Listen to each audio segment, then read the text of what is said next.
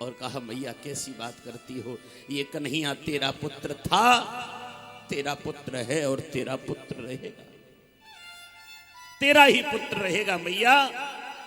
मैंने भले ही जन्म देव की मैया के गर्भ से लिया है, लेकिन जो लालन पालन तूने किया है, और वास्तविकता में प्रिय सज्जनों, जन्म देने वाली मां से ज्यादा स्नेह संतान से वो करती है जिसने पालन किया। मां कहती है मैं कैसे निकालूंगी ये समय, रोज उठकर मुझसे जिद करता था ताजा माखन चाहिए, कौन जिद करेगा। और मैया कहती है बेटा ठीक है तुम जा रहे हो तो जाओ, और जाकर के मैया ने हाथ पकड़ के रथ में चढ़ा दिया। अब कृष्ण का मन दुखी हो गया, मैं तो चाहता था मेरी मां मुझे हंसते हुए विदा करेगी। मैया सोचती है बेटा दुख आज तक मेरे जीवन में कभी नहीं आया था, आज मुझे पता चला है कि दुख क्या होता है। और यथार्थ बता दूं प्रिय सज्जनों, माता पिता को सबसे बड़ी पीड़ा ही जब होती है जब उनकी संतान उन्हें छोड़कर चली जाती। आज मां का हृदय रो पड़ा। जैसे सिंह द्वार को खोला गया है तो समस्त ग्वालवाल भी वहीं बैठे हैं। सभी ग्वालवाल वहीं बैठे हैं। भगवान ने पूछा तुम रात्रि में यहां के क्या कर रहे हो। और तो और प्रिय सज्जनों, ब्रज मामाओं को जब पता चल गया कि प्रातः काल होते कृष्ण चले जाएंगे, तो आज ब्रह्म मामा कहती हैं सजन सकारे जाएंगे, नैना मरेंगे रोए, विधि ना ऐसी रैन की, भोर कबहू नहीं होए। हे विधाता, आज की रात्रि का प्रातः काल मत होने देना, क्योंकि अगर प्रातः काल हो गया तो हमारे श्याम सुंदर, हमारे प्राण वल्लभ, हमारे कृष्ण हमें छोड़ जाएंगे। कैसे जिएंगी हम कृष्ण के बिना। हम तो एक पल जीना नहीं सीखा गोपाल के बिना। लेकिन ये तो संसार का नियम है। रात्रि के बाद भुवन भास्कर आए, प्रातः काल हो गया, सभी ग्वाल बाल साथ में चल दिए, नंद बाबा भी इनके साथ में गए। आगे जब बढ़े तो आगे क्या देखा, मार्ग में राधा रानी सो रही है। राधा रानी को सोते हुए देखा, कृष्ण ने अपने रथ को रोका और कहा कि सूर्य क्या कर रही है। गोपाल अगर जाना चाहते हो तो अपने रथ का पहिया मेरे ऊपर से निकाल के ले जाओ, मेरे प्राणों को अपने साथ में ले जाओ। कृष्ण ये देह दो हैं लेकिन प्राण तो एक है, कैसे जिएंगे हम तुम्हारे बिना। नैन नीर में नहाती राधा, मन को रोक न पाती है। भगवान ने समझाया देवी कंस का कल्याण करना है, उस सब के लिए मैं यहां पृथ्वी पर आया हूं। तो बोले मैं कैसे रहूंगी। तो भगवान ने अपनी मुरली निकाल करके दे दी। कान्हा की मुरली को लेकर मार्ग से हट जाती। हट जाइए आप, 2 ही दिन की तो बात है, परसों तक मैं आ जाऊंगा। प्रिय सज्जनों, आज भी कोई परसों के वायदे पर एतवार नहीं करता। आज भी किसी से कहो ना कि परसों ये कार्य होगा तो लोग कहते हैं अरे रहने दो, कृष्ण परसों की कह करके गए थे, बरसों व्यतीत हो गई नहीं लौटे। आज कन्हैया आगे बढ़े, राधा रानी को मुरली निकाल के दे दी। धीरे धीरे आगे चल के मथुरा नगरी में पहुंचे हैं। और मथुरा नगरी में जाकर वहां ग्वाल वालों को देखा तो ग्वाल वाल तो रात्रि में जैसे सो रहे थे वैसे उठे चले आए थे। तो कोई वस्त्र भी नहीं पहना, कोई ऊपर का पहना नीचे का नहीं, कोई नीचे का पहना ऊपर का नहीं, सब ऐसे घूम रहे। कन्हैया बोले लाला तुम्हारे वस्त्र तो ठीक नहीं है। बोले कृष्ण हमें जैसी पता चला कि हमारा कन्हैया जा रहा है हम तो दौड़ पड़े लाला। तो आओ। विश्राम घाट की ओर गए, वहां जाकर के एक धोबी वस्त्र धुलता था, उससे जाके कहा मामा जी हमारे ग्वाल वालों को वस्त्र दे दो। उसने कहा जाते हो कि नहीं जाते, ग्वारिये कहीं के। अरे जो काम मेरे राजा करना चाहते वो मैं ही कर दूंगा। ये वही धोबी है जिसने त्रेता में कहा था कि मैं वो राम नहीं जो रावण के घर रखी सीता को स्वीकार कर दी। तो कन्हैया ने कहा सुन मामा, मामा इसलिए कह रहे ननिहाल का है, वो त्रेता था, उस समय मैं मर्यादा के बंधन में था। भगवान ने एक मुष्टिक बना करके मारा और एक मुष्टिक मारते ही मारा धड़ाम धड़ाम से पृथ्वी में दस गया। सभी लोग भागने लगे, धेनुकासुर मारने वाला आ गया, तृणावर्त मारने वाला आ गया। सबने वस्त्र पहने। अब वस्त्र तो पहन लिए ग्वाल वालों ने, लेकिन जिसने ऊपर का पहन लिया उसे नीचे का पहनने की जरूरत नहीं। इतने बड़े बड़े वस्त्र। एक दर्जी के पास गए, उसने जाकर के प्रभु की कृपा से सबके वस्त्र ठीक किए। ये दर्जी भी त्रेता का था। इसको जब त्रेता में ये पता चला कि मेरे राम राजा बनाए जाएंगे, उस समय ये अपने हाथों से वस्त्र सिले इसने राम जी के लिए। लेकिन जब ये पता चला कि राम जी ने कह दिया पिता दीन मोहि कानन राजू, मुझे तो जंगल का राज मिल गया है, अवध का राज मिलने वाला था लेकिन जंगल का राज दिया है, तो उसी समय इसने उन वस्त्रों को हाथ में लेकर के और सर पटक पटक करके अपने प्राण त्याग दिए। प्राण त्याग दिए तो उस समय मेरे राघव ने कहा था एक दिन तुम्हारे हाथों के वस्त्र जरूर स्वीकार करूंगा। आज भगवान ने इसके वस्त्रों को पहना। आगे बढ़े तो आगे एक सुदामा नाम का माली था। एक सुदामा वो जो भगवान के मित्र हैं, एक माली भी सुदामा है, उसके यहां गए, उसने सबको माल्यार्पण कराया। एक सैरंध्री नाम की दासी जा रही थी चंदन लेकर के। कन्हैया ने कहा ऐसा लग रहा है कहीं से चंदन की सुगंधी आ रही है। ब्रजवासी बोले हाँ लाला, चंदन नाए होए ब्रजवासी के माथे पे, तब तक तो ब्रजवासी को माथो सूनो सो लगे। तो सबके चंदन लगवाया सैरंध्री से। सैरंध्री को पुकारा अरी ओ सुंदरी।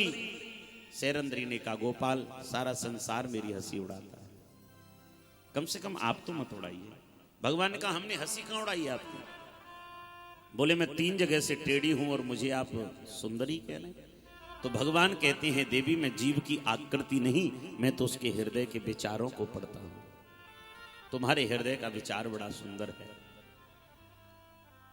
और वास्तविकता में मेरे भाइयों सूरत कैसी भी हो, सूरत बुरी है न सीरत बुरी है, बुरा वही जिसकी नीयत बुरी है। भावना सुंदर होनी चाहिए। सबके चंदन लगाया। जब चलने लगी तो भगवान ने कहा रुको। दाऊ जी बोले से कुछ दक्षिणा तो दो। भगवान ने इसके चरण के अंगूठे पर पैर रखा और थोड़ी से हाथ लगा के एक झटका दिया, परम सुंदरी रूप में परिणित हो गई। भक्त वत्सल भगवान की जय हो। सुंदरी रूप में परिणित हो गई। भगवान आगे बढ़े तो हाथ पकड़ लिया, कहां जा रहे हो? मेरे साथ तो चलो मेरे घर। नहीं, यहां की एक एक खबर राधा रानी को ब्रज गोपियों को मिल रही है। भगवान ने क्या कर दिया? बोले भगवान ने धोबी का वध कर दिया, भगवान ने माली पर कृपा कर दी, और जैसी ये खबर गई कि भगवान ने कुब्जा पर कृपा कर दी। मोहे न नार नार के रूपा। गोपियां कहने लगी वहां भी गोपी मिलेंगी तो कृष्ण क्यों आएंगे फिर यहां पर? हर पल हर क्षण तुम्हें याद करते रहेंगे। आज आगे बढ़े। आगे जाकर के इन्होंने कुबलिया पीड़ नामक हाथी का वध किया जिसमें 1000 हाथियों का बल था। इसके उपरांत एक धनुष का खंडन किया है। इस धनुष के खंडन को जब इन्होंने किया तो लगा कि हां अब कंस का वध निश्चित है। और हाथी को जब मारा तो हाथी के दोनों दांतों को तोड़ लिया, कंधे पर रख लिया। बोले कहां ले जा रहे हो इनको? तो बोले शास्त्र कहता है रिक्त पाणेन गच्छति राजा नाम ब्राह्मणो गुरु। राजा के पास, गुरु के पास, ब्राह्मण के पास खाली हाथ नहीं जाना चाहिए। इसलिए हम मामा भले ही हैं लेकिन है तो यहाँ का राजा, उसके लिए पारतोषक लेकर जा रहे हैं। और जरूरत पड़ी तो फिर इसी से कल्याण भी कर देंगे मामा का। वहां पहुंचे और वहां जाकर के खल तोसल मुष्टिक चांडूर जैसे पहलवानों ने आकर भगवान से युद्ध किया। भगवान बोले हमसे युद्ध करना नहीं आता। बोले अच्छा, इतने वीर गए सबको मार दिया, आप कहते युद्ध करना नहीं आता? तो वहां जितने भी लोग बैठे थे उन सबको कन्हैया का दर्शन अलग अलग रूप में हो रहा है। जो बड़े बड़े मुष्टिक चाणूर पहलवान थे उन्हें कन्हैया का दर्शन पहलवान के रूप में हो रहा है, संतों को केशव के रूप में हो रहा है। और जो ब्रज की कन्या बैठी थी उन्हें एक छोटे भाई के रूप में हो रहा है। वो कन्या कहती है हे कात्यायनी मैया, हमारे व्रत का जितना भी फल है कृष्ण को दे देना, लेकिन इनके प्राण बचा लेना।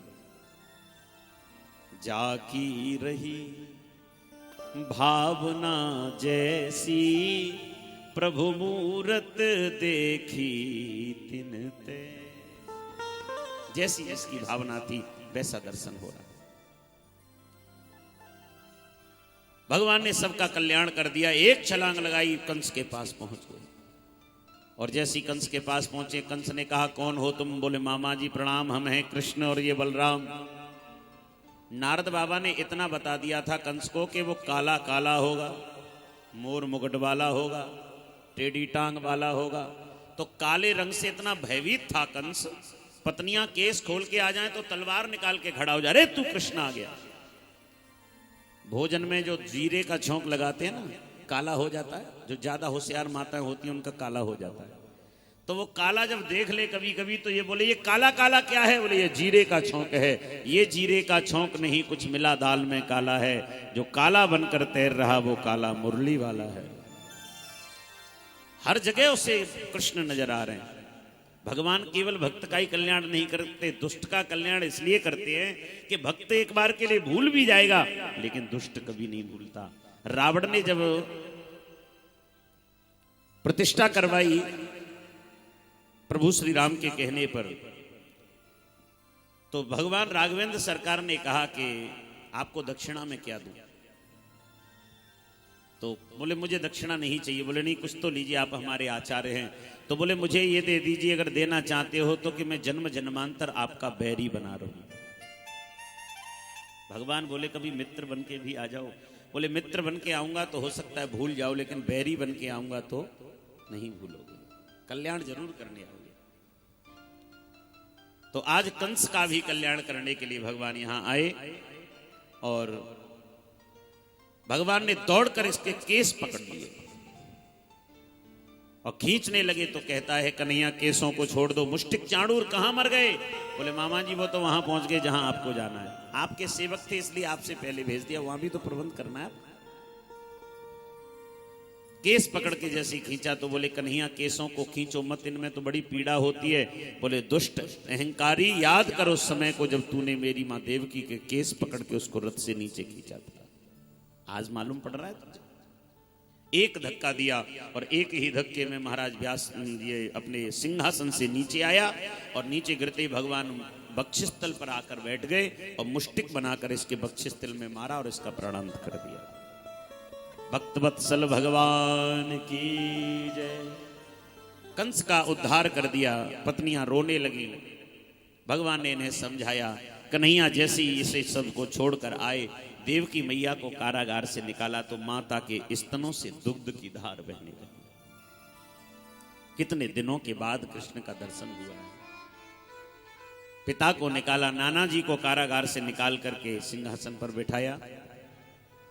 ग्वालवाल कहते कन्हैया आए तो थे मेला देखने, लेकिन तुमने तो मेला ऐसा अद्भुत कर दिया, अब तो चलो। बोले भैया मेरी इच्छा ये हो रही है कि कुछ दिन में यहीं रहना चाहता हूं। ग्वालवाल बोले लाला हमें मालूम थी कि तू मथुरा से लौट के नहीं आएगा, लेकिन कन्हैया मित्र हमें भले ही भूल जाना, लेकिन उस बूढ़ी मैया यशोदा को मत भूल जाना जो तेरी बाट निहार रही होगी। हमें नहीं लगता कि 2 दिन में मैया ने भोजन भी किया होगा। और वास्तविकता में सज्जनों, घर से बालक कहीं चला जाए तो घर का हर एक व्यक्ति एक एक करके भावनात्मक रूप बदल लेता है अपना। चलो अब ठीक है अब तो रहना ही है, लेकिन मां कभी नहीं बदल पाती। मां के मन की वेदना कभी भरती नहीं। कन्हैया हमारी मत सोचना, लेकिन कम से कम बूढ़ी मैया यशोदा को की ओर तो देख। कन्हैया बोले मैं ठीक है शीघ्र ही आ जाऊंगा, तुम चलो। नंद बाबा को लेकर ग्वालवाल चले आए। मैया यशोदा बाट निहारती है, मेरा कन्हैया आने वाला होगा। जब लौटकर सब आ गए तो पूछा कन्हैया कहाँ है? नंद बाबा ने मौन मास्तम मौनम स्वीकृति, अगर कोई उत्तर न दे और मौन रह जाए तो समझ लो ये स्वीकार कर रहा। समझ गई मैया, टूट गया मैया का हृदय। इधर कन्हैया को गुरु सांदीपन जी के यहाँ विद्या अध्ययन करने के लिए भेजा। थोड़े से समय में ही प्रभु ने वहां 64 प्रकार की विद्याओं का अध्ययन किया। गुरु पुत्र को दक्षिणा में देकर लौट करके आए। काफी समय हो गया वृंदावन छोड़े, तो एक दिन कन्हैया के सामने मैया देवकी भोजन लेकर के आई तो उसमें माखन रख दिया। एक बात याद रखना, जननी जन्म भूमश्च स्वर्गादपि गरीयसी। जननी और जन्मभूमि तो प्रिय सज्जनों स्वर्ग से भी बढ़कर होती है। जैसी माखन रखा, माखन देखते ही कन्हैया को मैया यशोदा की याद आई, इस तरह से माखन तो मेरी माँ यशोदा परोस कर लाती थी। और कन्हैया के नेत्र नम हो गए, रोने लगे। देवकी मैया दौड़ी दौड़ी गई, वसुदेव जी से कहा आपका लाला रो रहा है। वसुदेव जी ने आके पूछा कन्हैया क्या बात है, क्यों रो रहे हो? नहीं बोले। इतने में ज्ञानियों में श्रेष्ठ परम ज्ञानी बृहस्पति जी महाराज के शिष्य उद्धव पधारे। उद्धव से कहा उद्धव जरा जाकर देखना आपका मित्र क्यों रो रहा है। पूछा कन्हैया रोने का कारण क्या है, क्यों रो रहे हो आप? तो उद्धव से कहा उद्धव आज मुझे वृंदावन की याद आ रही है, आज मुझे ब्रज गोपियों की याद आ रही है, मैया यशोदा की याद आ रही है। मैं किसी को भी भूल सकता हूं लेकिन मैया यशोदा के उस दुलार को नहीं भूल सकता, मैया यशोदा के उस स्नेह को नहीं भूल सकता, ब्रज मामाओं को नहीं भूल सकता। एक बार तुम जाकर वृंदावन में कुशलात लेकर के आओ। उद्धव बोले मैं बड़ा भला ज्ञानी और वो गंवार गोपियां मेरे वेद वेदांत की भाषा को क्या समझेंगे। जो गंवार कहा गोपियों को हृदय में आग लग गई कृष्ण के। कन्हैया कहते हैं गोपियां गंवार नहीं है, गोपियां सबसे अधिक स्नेह करने वाली हैं मुझसे। एक बार जाकर के तो देखो। कन्हैया ने एक पत्र लिखा और उद्धव को दे दिया और कहा सबसे पहले जाकर मेरी मैया यशोदा से मिलना है, सबसे पहले। और मेरी मैया से जाकर के कह देना कि मैया तेरा कन्हैया तुझे भूला नहीं है। मेरी मां तो सोचती होगी भूल गया। और तो और उद्धव मुझे तो मैया की इतनी याद आती है, कोई न मुख धोवत ताते जल। मेरी मां जब मैं उठकर आता था तो गर्म जल तैयार रखती थी मेरे लिए, और सबसे पहले मेरा मुखमंडल धोती थी और अपने आंचल के पल्लू से मेरे मुख को पोंछती थी। कोई न मुख धोवत ताते जल, अचरा पोंछ सुखावे। और तो और उद्धव नित्य प्रति मेरे लिए ताजी माखन दिन में 3-3 बार निकालती थी। लेकिन यहां माखन रोटी नाम न जानू, ऊधो रे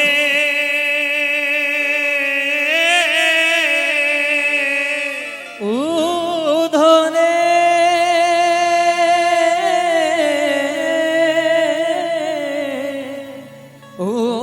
ऊधो रे। माखन रोटी नाम न जानू, कनुआ कही मोहे कोई ना पुकारे। मैया को सुनैयो ऊधो, मैया को सुनैयो तेरो लाला दुख पावे। मैया को सुनैयो। मेरी मां से जाके कह देना तेरा कन्हैया सुखी नहीं है, तेरा कन्हैया प्रसन्न नहीं है। इतना जब कहा, और तो और इतना ही नहीं प्रिय सज्जनों, बाबानंद उंगरिया गहिने, मेरे बाबा उंगली पकड़ करके मुझे रोज चलना सिखाते थे। बाबानंद उंगरिया गहिनित चलनो नित सिखाते। मेरे बाबा उंगली पकड़ करके मुझे चलना सिखाते थे। अगर कहीं गिर जाता तो उठाकर हृदय से लगा लेते।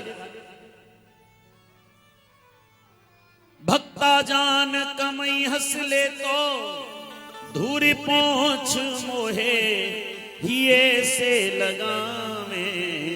मैया को सुनैयो ऊधो, मैया को सुनैयो। और उद्धव गोपियां जब उल्हाना लेकर आती थी मेरी मां के पास मेरे प्रति, आमे गोपी देन उल्हानो नेक चित ना लाती। बालक कितनी भी बड़ी गलती कर दे लेकिन मां को वो गलती नजर नहीं आती।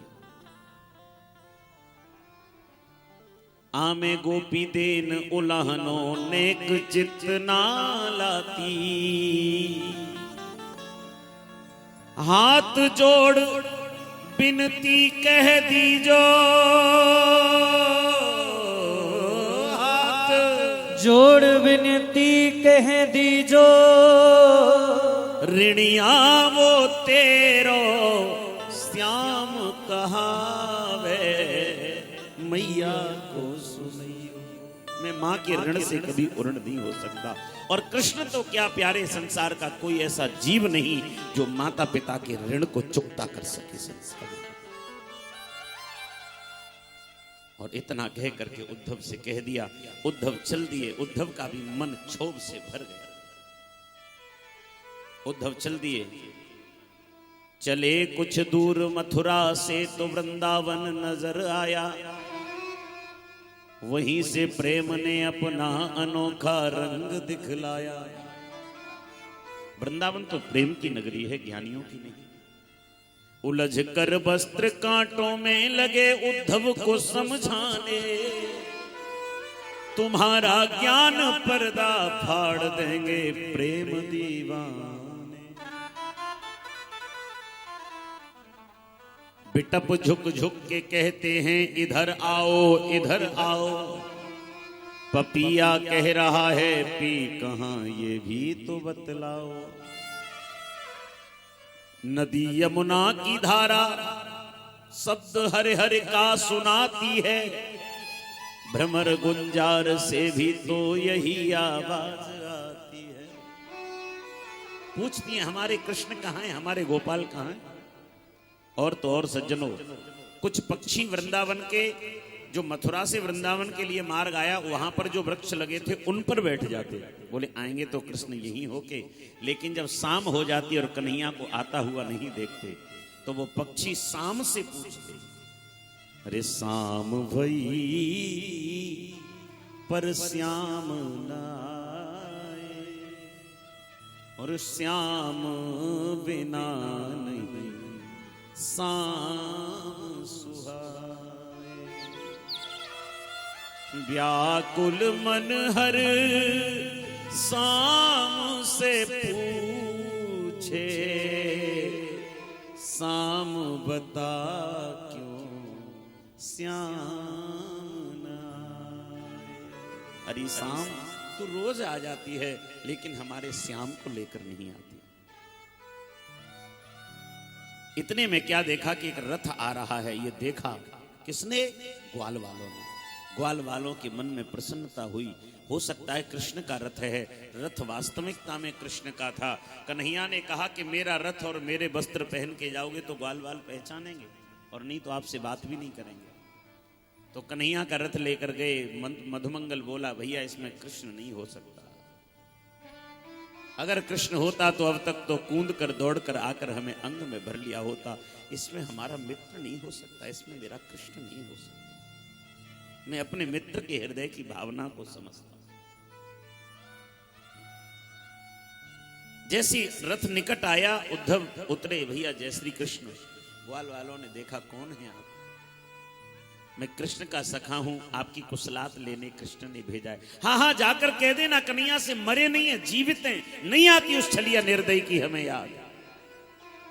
उद्धव ने कहा मधुमंगल जरा मेरी ओर देख करके तो बोलो। जैसे ही कृष्ण के मित्र ने और उद्धव की ओर देखा, रो पड़ा। क्या बताएं, उद्धव एक पल भी कृष्ण का याद किए बिना नहीं निकलता। प्रातः काल बेला में जो भोजन लेकर के आते हैं दोपहर का, वो रखा रहता है, कन्हैया आएगा तब खाएंगे, कन्हैया आएगा तब खाएंगे, और शाम को ले जाकर वापस करके मैया को देते। आज भी हमारो कन्हैया नहीं आया। क्षमा करना भैया, कृष्ण आपको बहुत याद करते हैं और जल्दी आएंगे। आप सब कुशल तो हैं। अब मुझे मैया यशोदा के महल का मार्ग बता दीजिए। ग्वाल बाल मुस्कुराए, भैया जब से कृष्ण छोड़ के गया है वृंदावन को, तब से कोई आने वाला मैया के महल का मार्ग नहीं पूछता। बोले क्यों? ये जो धार बहकर आ रही है जल की, ये कहीं और से नहीं, मैया के द्वार पर बैठकर जो ब्रजबामाएं रुदन करती हैं, उनके रुदन से, क्रंदन करुण पुकार से जो नेत्रों से अश्रु बहते, उसकी इतनी बड़ी धार बन गई है। इसी के सारे सारे चले जाओ। उद्धव जी जब गए तो क्या देखते हैं, मां की दशा तो बड़ी विचित्र थी।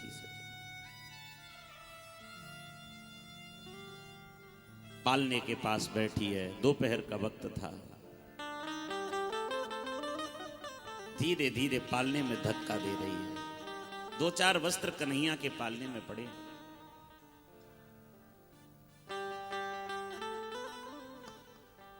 झूला झूलाऊं मैं तुम्हें, झूला झूलाऊं, झूला झूलाऊं मैं तुम्हें, झूला झूलाऊं, झूला झूलाऊं मैं तुझे, झूला झूलाऊं। मैया यशोदा को ये लगता है कृष्ण मेरे पास है। दोपहर का वक्त है, कोई सुला रहा होगा कि नहीं पता नहीं, इसलिए मैं ख्वाबों में कान्हा तुम्हें, मैं ख्वाब में कान्हा तुम्हें, लोरी दे सुनाऊं, झूला झूलाऊं मैं तुम्हें, झूला झूलाऊं, झूला झूलाऊं मैं तुम्हें, झूला झूलाऊं।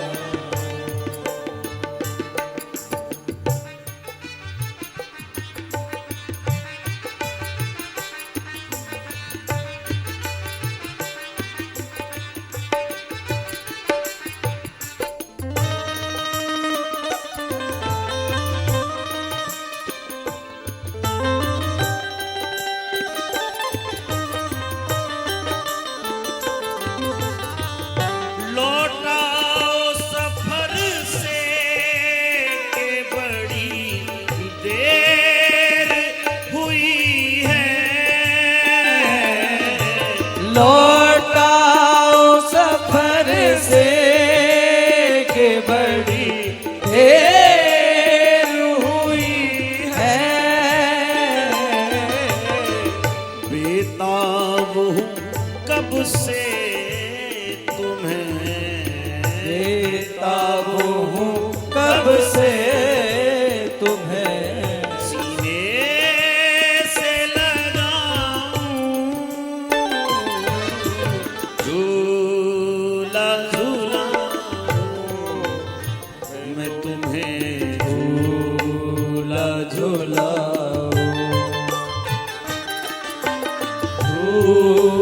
झूला झूलाऊं मैं तुम्हें, झूला झूलाऊं, मैं तुम्हें झूला झूलाऊं। पालने में धक्का मारती जाती है कन्हैया के।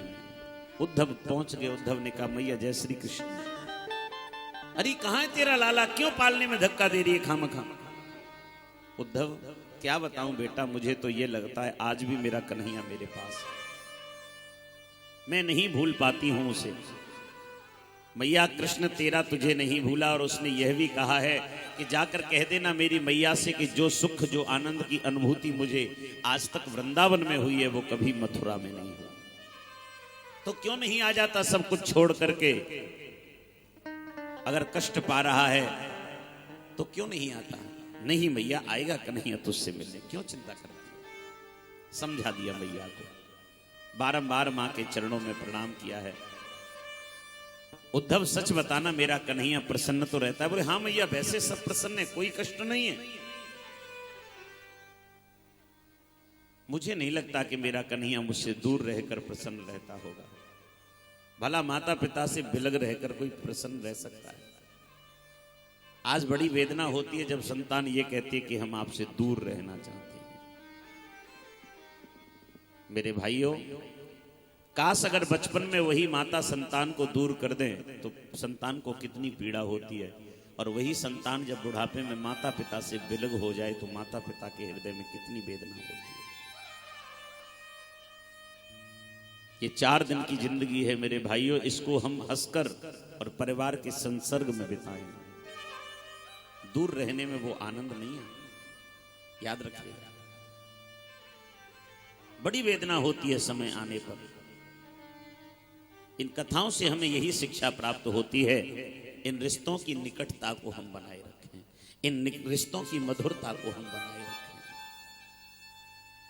मैंने कल भी आपको एक दर्शन कराया था कि बुढ़ापे में माता पिता को बहुत बड़ा ऐश्वर्य संपदा मान प्रतिष्ठा नहीं चाहिए। उन्हें तो ये चाहिए कि मेरे सामने मेरे बाल गोपाल सब किलकारी दे रहे हैं, खेल रहे हैं, आनंद ले रहे हैं, बस इसी में माता पिता प्रसन्न हो जाते हैं। और यह बनाए रखिएगा। मैया को समझा दिया उद्धव ने, मां तुम चिंता मत करो, कन्हैया शीघ्र ही आएंगे और आपका दर्शन करेंगे। अब मुझे ब्रज गोपियों से और मिलना है। तो ब्रज गोपियों से मिलने के लिए जब कहा तो आज कह दिया कन्हैया ये उद्धव यहीं होंगी, अभी तो यहीं थी, देख लो। जब उद्धव जी गए तो क्या देखते हैं कि जंगल में ब्रज मामाएं बैठी हैं करील के वृक्षों के नीचे। और जैसी करील के वृक्षों के नीचे गोपियों को जाकर देखा, उद्धव जी ने तो गोपियां आपस में चर्चा कर रही हैं। एक गोपी कहती है कि रात को कृष्ण मेरे स्वप्न में आए, दूसरी कहती है मेरे भी स्वप्न में आए, तीसरी कहती है मेरी भी स्वप्न में आए। लेकिन राधा रानी एकदम शांत चित बैठी हैं। तो राधा से कहा किशोरी क्या कन्हैया आपके स्वप्न में? राधा रानी तो कहती है बहन स्वप्न किसे आता है जिसको नींद आती है। स्वप्ने पश्यन्ति आकांतम धन्यास्ता सखियोसिता। मेरी तो अभागा नींद भी उस दिन से चली गई है जिस दिन से श्याम सुंदर गए। अस्माकं तो गते कांते गता निद्रा पिबैरिणी। चली गई नींद नहीं आती है मुझे, तो अब स्वप्न कहां होगा। और वैसे भी सज्जनों, स्वप्न कब आता है ध्यान देना, स्वप्न पूर्ण निद्रा में नहीं आता, कभी आधी नींद होती है, स्वप्न तब आता है अर्ध निद्रा में। हमारे गले में एक हिता नामक नाड़ी होती है, जब हम अर्ध निद्रा में होते हैं तब वह स्वप्न दर्शाती है। ज्यादा गहरी नींद में जब सोओगे आप और प्रातः काल उठोगे तो कहोगे आज तो बहुत अच्छी नींद आई, लेकिन अर्ध निद्रा में रहेंगे तो स्वप्न देखते रहेंगे हम लोग। आज गोपियां आपस में बात कर रही हैं, उसी समय उद्धव जी निकल पड़े। कहा ऊधों ने बढ़ करके कि मैं मथुरा से आया हूं, सुनाता हूं संदेशा श्याम का जो साथ लाया। जैसे पत्र निकाल करके आगे को किया। अब गोपियों को इतना कहा महाराज, अरे राम राम, बिल्कुल विलंब न हो जाए इसलिए दौड़ करके गई और एक एक ने वो पत्र पकड़ लिया। एक एक टुकड़ा सब ब्रजमामाओं के हाथ में आ गया। कोई गोपी पढ़ नहीं पाई कि उसमें लिखा क्या था।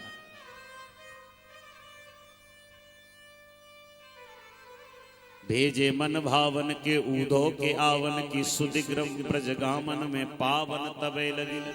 कहे रत्नाकर ग्वालिन को झोरे झोरे दौरे दौरे नंद पोरे आवन सबे लगी। और हमको लिखो है कहा, हमको लिखो है कहा, हमको लिखो है कहा, कहन सबे लगी। मेरे लिए क्या लिखा है, मेरे लिए क्या लिखा है। और वो पत्र का टुकड़ा हाथ में आ गया। कोई पढ़ नहीं पाई कि आखिर इस पत्र में लिखा क्या। तो उद्धव जी ने गोपियों को समझाया, अरे गोपियों, जब इतना ही प्रेम करती हो पहले तो इसके लिए क्षमा करो। मैं तो तुम्हें गंवार समझता था, लेकिन तुम तो ज्ञानी हो। लेकिन इतना ही प्रेम करती हो तो कन्हैया से, तो कन्हैया छोड़ गए तो तुम अपने मन को निर्गुण ब्रह्म की उपासना में क्यों नहीं लगा दो? निर्गुण ब्रह्म बोले हाँ, मन को, बोले हाँ मन को। गोपियां हंस पड़ी, उद्धव हम तो तुम्हें ज्ञानी समझते थे, लेकिन हमें लग रहा है तुम ज्ञानी नहीं अज्ञानी हो। क्यों? मनन भये दस बीस, मनन भये दस बीस ऊधो, मनन भये दस बीस। एक ही तो मन था जो श्याम सुंदर ले गए, अब कोई 4 6 10 20 मन थोड़े हैं। एक हु तो सो गयो श्याम संग, को आराधे ईस, मनन भये दस बीस ऊधो, मनन भये दस बीस ऊधो, मनन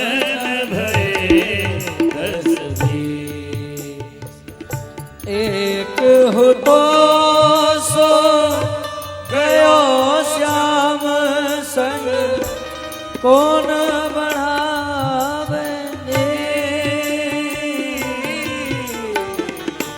मनन भये दस बीस ऊधो, मनन भये दस। एक ही मन था उद्धव, अब नहीं है। तुम तो सका श्याम सुंदर के सकल योग के ये से। और निर्गुण ब्रह्म की उपासना की कहते हो तो निर्गुण और सगुण में भेद क्या है? सगुण वो है जिसमें प्राकृतिक गुण विद्यमान है, और निर्गुण वो है जिसमें प्राकृतिक गुण नहीं है। तो हमारे कृष्ण तो निर्गुण भी हैं और हमारे कृष्ण सगुण भी हैं। कभी कभी तो लोग इसी बात पर झगड़ते हैं कि परमात्मा साकार है कि निराकार। बहुत से लोग निराकारी ब्रह्म को मानने वाले कहते हैं परमात्मा निराकार, और हम जैसे लोग कहते हैं परमात्मा साकार। लेकिन जिसके पीछे इतना झगड़ा हो, कोई कहे निराकार कोई कहे साकार, वो तो बिल्कुल बेकार। हम कहाँ झगड़ झगड़ के मरे जा रहे हैं। मेरे भाइयों, प्रभु निराकार भी है और प्रभु साकार भी है। ध्यान देना कैसे। जहां साकार ब्रह्म की आवश्यकता होती है वहां मेरा परमात्मा अवतरित होकर आता है। आप जानिए, एक बिजली का वायर होता है, इसमें बिजली रहती है, लेकिन कभी हमें दिखाई देती है क्या? बिजली के तार में कहीं बिजली नजर आती है हमें कि इसमें बिजली है? वो निराकार है।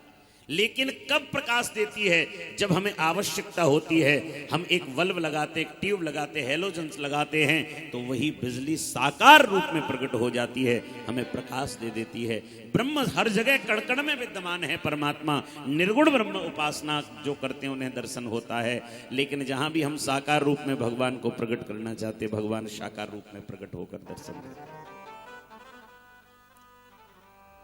निराकार वालों, हमें यह बता दो, निराकार ये है तो साकार क्या है? लेकिन आजकल लोग कुछ होते हैं अद्भुत, भगवान निराकार है तो कहाँ रहता है, साकार है तो? अरे ऐसे प्रश्न करने। एक सज्जन कह रहे थे, बोले महाराज ये ज्योति क्यों जलाई जाती है? हमने कहा ये साक्ष्य है भगवान की पूजा की। तो बोले ये ज्योति कहाँ से आई? ज्योति कहाँ से आई? तो बोले आई होगी कहीं से, तुम्हें क्या मतलब? बोले नहीं। तब तक एक महात्मा खड़े, उन्होंने फूंक मार दी ज्योति में। बोले अब तू ये बता ये कहां गई? तब हम बताएंगे कहां से आई। तू ये बता ये कहां गई? ऐसे अद्भुत प्रश्न करने वाले लोग मिलते हैं। प्रश्न करना है तो ऐसा कीजिए जो प्रश्न करने वाले और बताने वाले दोनों के हृदय को आनंद की अनुभूति प्राप्त। ब्रह्म तो एक है, ब्रह्म में कोई भेद नहीं है। ब्रह्म, लोग कहते हैं अनेक। एक दृष्टांत के माध्यम से वर्णन करता हूं। एक सूर नगरी में एक हाथी आया। सूरदास रहते थे सभी वहां। महावत ने घंटी बजाई, हाथी आ गया, हाथी आ गया। सब लोग दौड़ के गए। किसी ने हाथ, उसकी सूंड पकड़ के देखा, किसी ने पैर, किसी ने पेट पे हाथ, किसी ने पूंछ पे हाथ। जब वो चला गया तो वो सूरदास एकत्रित हुए एक जगह। उन्होंने कहा देखा हाथी कैसा था? बोले कैसा था? तो जिन्होंने पैर पकड़ा उन्होंने कहा गोल खंबे की तरह था। उन्होंने तो वही आकार देखा। सूंड पकड़ने वाले बोले केले के वृक्ष की तरह गुदगुदा था। कान पकड़ने वाले बोले अनाज साफ करने वाले सूप की तरह था। पेट पर हाथ फिराने वाले बोले कि गोल चबूतरे की तरह था। अब जिन्होंने पैर पकड़ा वो एक तरफ, पूंछ पकड़ी वो एक तरफ, पेट पे हाथ रखे वो एक तरफ, कान पकड़ा वो एक तरफ, कई दल हो गए और आपस में कोई किसी की बात मानने को तैयार नहीं, क्योंकि देखा स्पर्श सबने किया है, कोई किसी बात को मानने के लिए तैयार नहीं। झगड़ा हो गया, कई दल हो गए, और जहां कई दल हो जाए वहां दलदल हो जाता है। अंत दो गत्वा 8 दिन के बाद वही महावत फिर आया। महावत ने आकर के कहा भैया हाथी आ गया। बोले आज निर्णय हो जाएगा हाथी कैसा है, ध्यान दें, आज निर्णय हो जाएगा। तो महावत से पूछा भैया ये बता तेरे पास हाथी कैसा है? बोले मतलब? तो पैर पकड़ने वाले बोले गोल खंबे की तरह है। बोले है। सूंड पकड़ने वाले बोले केले के वृक्ष की तरह है। बोले है। कान पकड़ने वाले बोले कि अनाज साफ करने वाले की तरह है। बोले हाँ वैसा भी है। पेट पर हाथ रखने वाले बोले गोल चबूतरे की तरह। बोले वैसा भी है। तब तक एक सूरदास बोला कितने प्रकार के हाथी लिए हो भाई? तो महावत ने जो उत्तर दिया बोले पूरे इस दृष्टांत का सार है। महावत ने कहा हाथी तो एक ही है, लेकिन आपने उसे भिन्न भिन्न स्थानों से स्पर्श कर रखा है। परमात्मा तो एक है, लेकिन हमने उसे अलग अलग रूप में अलग अलग स्थानों पर उसका दर्शन कर लिया, इसलिए हम उसमें भिन्नता मानते हैं। परमात्मा में कोई भेद नहीं है, इंसान में कोई भेद नहीं बताया भगवान ने। तो ना हिंदू बनाया न मुसलमान बनाया, भगवान ने तो बंदा इंसान बनाया। लेते ही जन्म पड़ गए मजहब ख्याल के, आने लगे बंदे तुझे ये ख्याल मजहब। इन ख्यालों ने इंसान को शैतान बनाया, ना हिंदू बनाया ना मुसलमान बनाया। क्यों? कृष्ण जन्मे थे भादों के महीने में, और अल्लाह जन्मे मक्का मदीने में। कृष्ण को पाला था यशोदा